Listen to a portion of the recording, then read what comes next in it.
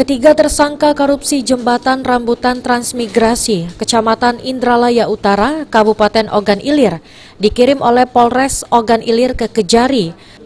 Sebelumnya, ketiga tersangka dilakukan uji swab tes antigen dan dinyatakan negatif.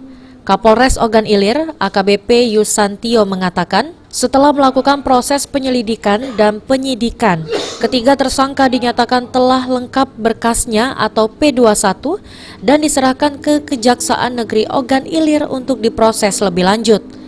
Dalam kasusnya, ketiga tersangka telah melakukan korupsi proyek jembatan transmigrasi Rambutan Ogan Ilir sejak tahun 2017 pada tahap kedua dengan menggunakan anggaran pendapatan belanja negara atau APBN senilai 6,9 miliar rupiah. Dengan total kerugian negara mencapai 2,9 miliar rupiah. Namun dari Badan Pemeriksaan Keuangan menyatakan ada kerugian negara yang sudah dikembalikan sebesar 250 juta rupiah. Jadi pada hari ini, alhamdulillah, tahap 2 ini akan kami lakukan. Pagi ini sudah ada kegiatan pemeriksaan rapid antigen dan alhamdulillah hasilnya beliau negatif semua.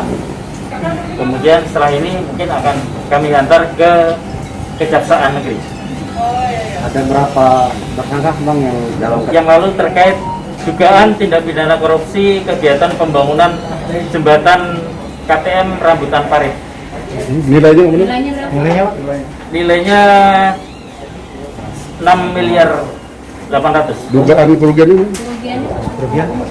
Dugaannya 2,9 miliar. miliar. Ahmad Romawi, PAL TV.